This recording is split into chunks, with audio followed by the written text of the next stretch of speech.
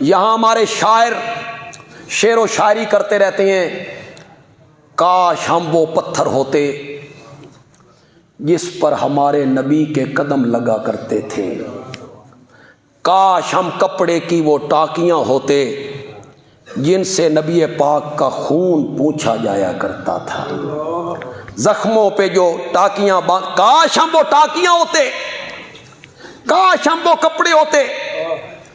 تمنا کرتا ہے ہم مکے مدینے کے پتھر ہوتے جس پر نبوت اپنا قدم رکھتی، ہم وہ کپڑے کی ٹاکیاں ہوتے جن سے آقا کے پسینے کو، زخم اور خون کو پوچھا جاتا تھا۔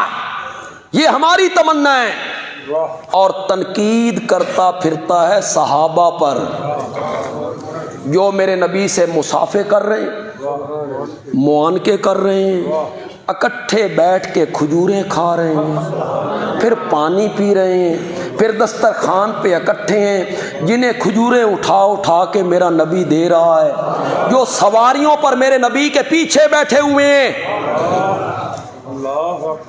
جو سواریوں میں میرے نبی کے پیچھے بیٹھے ہوئے ہیں، اور فرط محبت سے اپنا سینہ آگے کر کے نبوت کی پیٹھ کے ساتھ ٹکرانے لگتے ہیں، ٹکرانے لگتی ہیں۔ تنقید ان پہ کر رہا ہے، اور اپنی تمنا کیا ہے؟ کاش خواب میں نبی پاک کی کیا ہو جائے؟ زیارت۔ میں نے پچھلے 2 مہینوں میں ملک کے مختلف شہروں میں جن اجتماعات سے، کانفرنسوں سے خطاب کیا، ان میں اسلام آباد بھی ہے، ان میں خیبر پختونخوا کے شہر بھی ہیں، ان میں اور شہر ملک کے جتنے ہیں میں جاتا ہوں، میں نے بار بار ایک جملہ دہرایا، بار بار ایک جملے کو میں نے دہرایا ہے ہر تقریر میں۔ مجھے نہیں پتا تھا کہ اس جملے میں اتنی سپرٹ بھری ہوئی ہے کہ اس کی جلن جہلم تک پہنچ جائے، میرے علم میں نہیں تھا کہ جلن وہاں محسوس ہوگی۔ اسی جملے کو بنیاد بنا کے جہلم کے مرزا نے میرے خلاف ایک کلپ وائرل کی، جس میں سب سے پہلے اس نے کہا کہ میں اس عالم کا نام نہیں لوں گا کہ میرے پائے کا نہیں، لیکن اس کے ساتھ اس نے یہ مانا کہ اپنا طبقہ اور اس کا اپنا مسلک جو ہے اس میں وہ ٹاپ پر ہے، اپنے مسلک میں، اپنے طبقے میں وہ اس وقت ٹاپ پر ہے، لیکن میں اس کا نام نہیں۔ پھر میرا کلپ چلا دیا کہ خود دیکھ لو کہ کون ہے۔ پھر اس نے میرا کلپ چلا دیا، وہی کلپ جس میں نے وہ بات کہی تھی۔ میں نے کہا کہ تجھے جیلم دی کھڈ تو باہر نکلن دی تجھے توفیق نہیں ملی، اور میں ملک کے کونے کونے میں پھر کے رب کا قرآن سنا رہا ہوں۔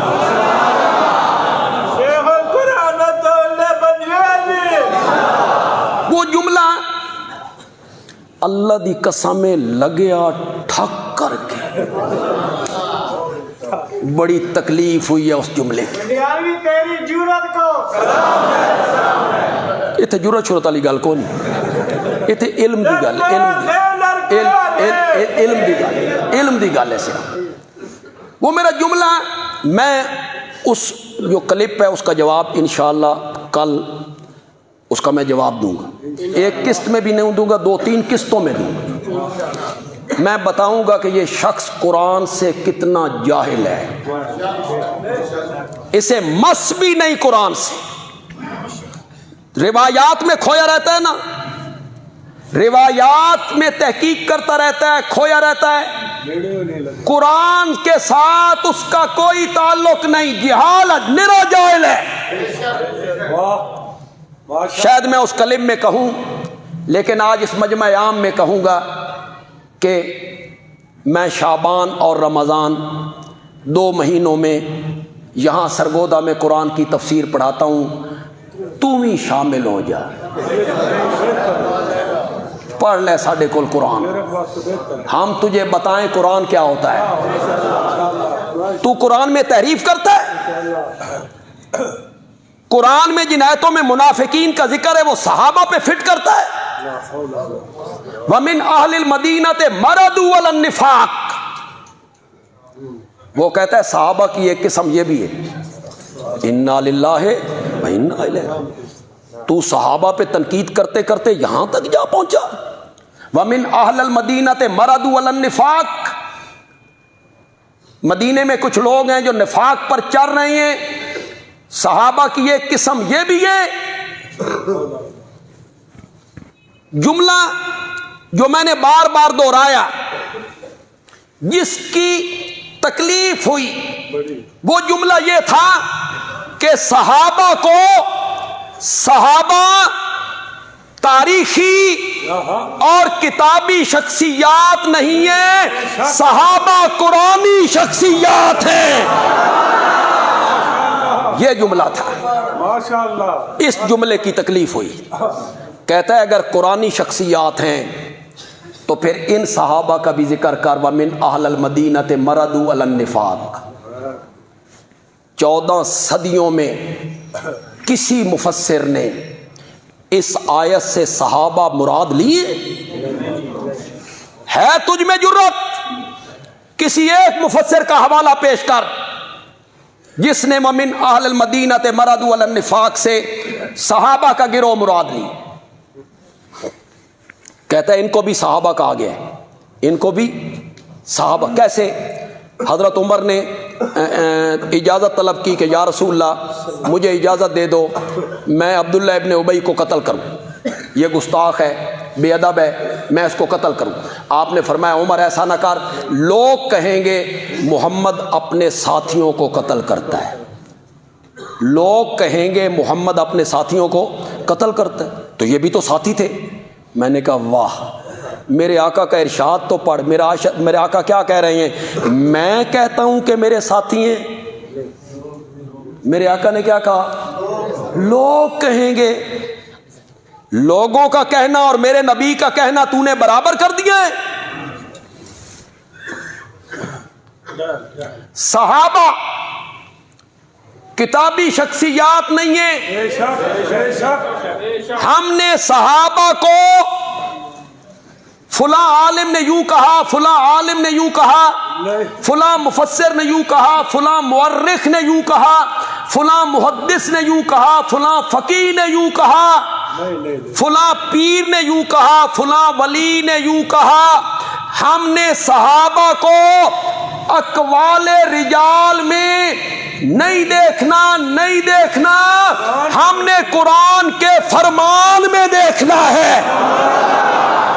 ہم نے یہ نہیں دیکھنا کہ فلاں مورخ کیا کہتا ہے، ہم نے یہ دیکھنا ہے کہ میرا رب قرآن میں میرے صحابہ، میرے نبی کے صحابہ کے بارے میں کیا کہتا ہے۔ کہتا ہے کہ وہ مولوی کہتا ہے صحابہ قرآنی شخصیات ہیں، قرآنی شخصیات ہیں، تو جن صحابہ کا تو دفاع کرتا ہے انہوں کا نام قرآن ہے، ان کا تو نام قرآن میں نہیں ہے۔ میں نے کہا صرف حضرت زید کو چھوڑ کر 1,00,000 سے زائد صحابہ ہوئے ہیں، دوسروں کا نام قرآن میں ہے؟ چلو حضرت معاویہ کا نہیں، عمر بن العاص کا نہیں، مغیرہ بن شعبہ کا نہیں، جن کا ہم دفاع کرتے ہیں، تو بول حضرت حسین کا ہے، حضرت علی کا ہے، حضرت صدیق اکبر کا، حضرت فاروق اعظم کا، عثمان ذو النورین کا، طلحہ و زبیر کا۔ کیسی بودی باتیں کرتا ہے کہ جن کا تم دفاع کرتے ہو ان کا کوئی قرآن میں ذکر ہے؟ قرآن میں تو دوسرے صحابہ کا بھی ذکر نہیں، زید کا بھی ذکر جو کیا ہے نا، اس ساڈے کول پڑھ، زید کا جو قرآن نے ذکر کیا نام لے کر، فلما قضا زید، واہ، صرف زید ہے. قرآن نے ان کا نام لیا. نام لی. کیوں نام لیا؟ یہ کہلاتے تھے زید ابن محمد. کیا کہلاتے تھے؟ اللہ نے وحی اتاری، آیت اتاری، میرا نبی تم مردوں میں سے کسی کا باپ نہیں ہے. آج کے بعد کوئی زید ابن محمد نہ کہے. ان کو والد سے پکارو، زید ابن حارثہ. زید ابن محمد کوئی نہ کہے. حضرت زید کو تھوڑی سی تکلیف ہوئی. میرے نام کے ساتھ نبی پاک کا نام آتا تھا، وہ ہٹ گیا ہے. اللہ نے فرمایا فکر نہ کر، میں تیرا نام ایسی کتاب درج کر دیاں گا قیامت کی صبح تک پڑھا جاتا رہے گا. وہاں سورۃ احزاب میں ان کا نام ذکر کر دیا، فلما قضا زید. صحابہ کا نام قرآن میں نہیں ہے، لیکن صحابہ کو دو گروہوں میں تقسیم کیا قرآن نے. سورۃ حدید کی آیت نمبر 10 میں صحابہ کے دو گروہ بنائے. دو گروہ، فتح مکہ سے پہلے ایمان لانے والے، فتح مکہ کے بعد ایمان لانے والے، فتح مکہ سے پہلے جہاد کرنے والے، فتح مکہ کے بعد جہاد کرنے والے. دو حصوں میں تقسیم کیا ہے. تو نے اپنے کلم میں کہا صحابہ کی 3 کیٹیگریاں ہیں. قرآن صحابہ کی 2 کیٹیگریوں کا ذکر کرتا ہے، فتح مکہ سے پہلے ایمان لانے والے، فتح مکہ کے بعد ایمان لانے والے. پھر رب علام الغیوب ہے، اس کو پتا تھا کچھ لوگ آئیں گے، وہ کہیں گے جو فتح مکہ کے دن ایمان لائے، فتح مکہ کے بعد ایمان لائے، اے ایمان مجبوری دے، بس کوئی نہیں سی، کہاں جاتے، کیا کرتے، میرا نبی فاتح بن کے آ گیا تھا. یہ ایمان مجبوری اللہ کو پتا تھا، اس لیے اللہ نے صحابہ کے 2 گروہوں کا ذکر کیا اور اس کے بعد کہا مقام فتح مکہ سے پہلے ایمان لانے والوں کا زیادہ ہے، وہ افضل ہیں، اعلیٰ ہیں، برتر ہیں، لیکن کلن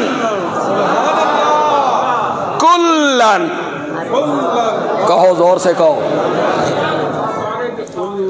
اللہ تمہیں قیامت کے دن صحابہ کے ہاتھوں جام کوثر پلائے، نبی پاک بھر بھر کے دے، صحابہ تقسیم کرنے والے ہوں، اللہ کرے ہم پینے والے ہوں. تو صحابہ سے ذرا کر کلن وعد اللہ الحسنى. فتح مکہ سے پہلے ایمان لانے والے ہوں یا فتح مکہ کے بعد ایمان لانے والے ہوں، پہلوں کا مقام اعلیٰ ہے، افضل ہے، لیکن جنت کا وعدہ میں نے سب سے کر لیا ہے. کلن کہو یار، کلن وعد اللہ الحسنى. تو یہاں ومن اہل المدینہ مردوا علی النفاق، اس کو صحابہ پہ فٹ کرتا ہے. یہ بھی صحابہ کا ایک گروہ تھا، اس میں منافقوں کا ذکر ہے. میں اپنے کلم میں اس کا تفصیلی ذکر کروں گا، آپ اس کا انتظار کریں. میں ان تینوں آیتوں کا تفصیل کے ساتھ ذکر کروں گا.